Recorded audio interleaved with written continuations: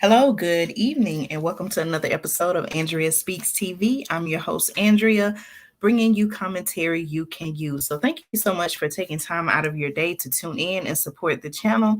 Let me invite you, if you are not a subscriber, I would like to invite you to subscribe to the channel and join our community. All right, and I appreciate your support. All right, so I am coming to bring you some concerning information out of Puerto Rico. This information comes from CNBC, and I want to talk about and share some information with you that there is a major power outage going on right now in the country of Puerto Rico. So much so that over 1 million people are without power. So I want to give you some information on that. Again, it comes from CNBC. So let's talk about it. So, according to CNBC, more than 1 million customers in Puerto Rico remained without electricity on Thursday after a fire at a main power plant caused the biggest blackout so far this year across the U.S. territory. Okay. So much so that Puerto Rico was forced to cancel classes and close government offices. Right now, the article continues by saying that the blackout also left some 160,000 customers without water and snarled traffic across the island of 3.2 million people, where the roar of generators and smell of diesel filled the air. Now, you all know right here on the channel, we've talked about, the times that we're currently living in, how there's so much going on. And some of you may say, okay, well, Andrea, I don't live in Puerto Rico. Why should I be concerned about this news? And I would say that, look at what's going on. I'm going to continue reading the article, but what I want you to think about is how can you and your family be prepared if something like this were to happen, a major power outage were to happen in your state, your city, whatever country that you live in. Think about ways that you and your family, steps that you can take right now to get prepared. Okay. All right. Now, the article continues by saying those who could not afford generators and have medical conditions such as diabetes, which depends on refrigerated insulin, worried about how much longer they be without power. Think about that, y'all. That's very concerning. People that, as the article mentioned, they rely on people who have diabetes, other illnesses, and they rely on refrigerated medical needs. They're worried about how much longer they're going to be without power. Okay. The article continues by saying Luma, the company that took over transmission and distribution from Puerto Rico's Electric Power Authority last year, said the blackout could have been caused by a circuit breaker failure Wednesday at the Costa Sur generation plant, which is one of four main plants on the island. Okay. Now, here's a quote by the vice president of Luma, who says the system is being restored little by little.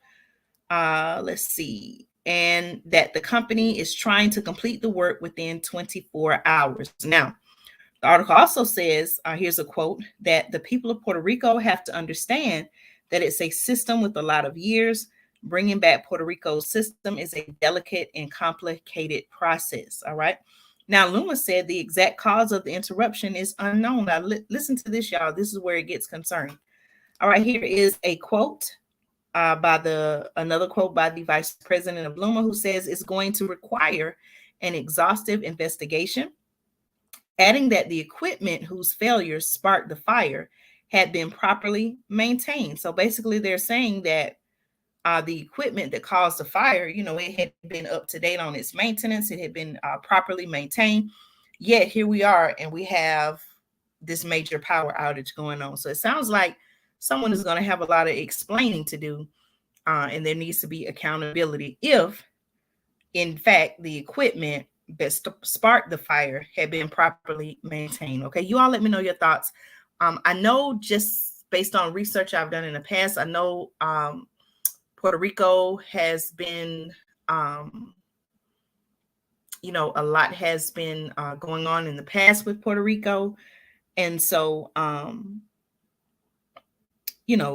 let me know your thoughts in the comments. Okay, now officials said at least 3 generation units were back online by Thursday, with crews working to restore more. Okay, the outage occurred 2 months, y'all, before the Atlantic hurricane season starts, worrying many about the condition of Puerto Rico's electrical grid. And that's what I was referring to. There have been, Puerto Rico has been affected by different natural disasters in the past.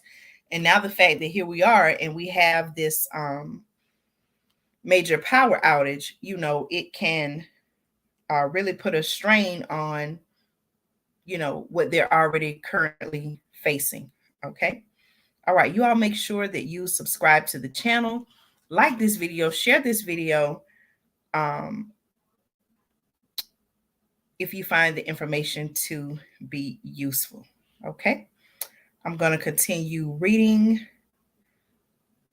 Give me just a second, y'all. I'm checking something. Thank you all so much for your patience. Let me know your thoughts on the information that I'm reporting. Share your thoughts and your comments below, okay?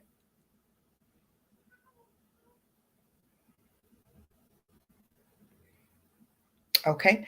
Now, also earlier, I may have incorrectly quoted. I want to refer to Puerto Rico as a U.S. territory, okay? I may have referred to it as a country, but we know that Puerto Rico is, in fact, a U.S. territory. So thank you all so much. I was making sure that I had my information correct because you all know that I want to bring you factual information. So we're here talking about the U.S. territory, Puerto Rico. Okay. All right. So let me continue reading from the article. Okay. All right. Now, here's another quote by the vice president of LUMA. He says, yes, the system is fragile. No one is denying that, but we're prepared. Police officers were stationed at main intersections to help direct traffic on Thursday, while health officials checked in at hospitals to ensure generators were still running.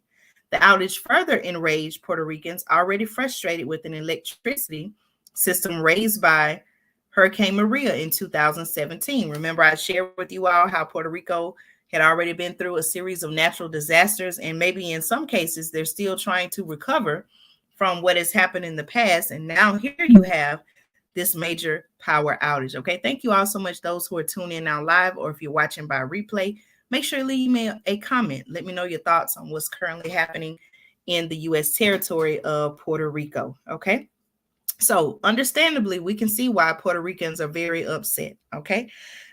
Emergency repairs were made at the time back in 2017 when the country was facing Hurricane Maria.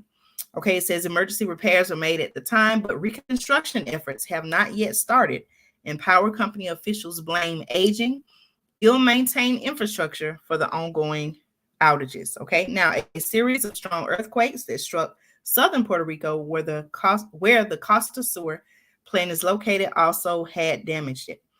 The article continues by saying the Electric Power Authority also is trying to restructure $9 billion worth of public debt to emerge from a lengthy bankruptcy.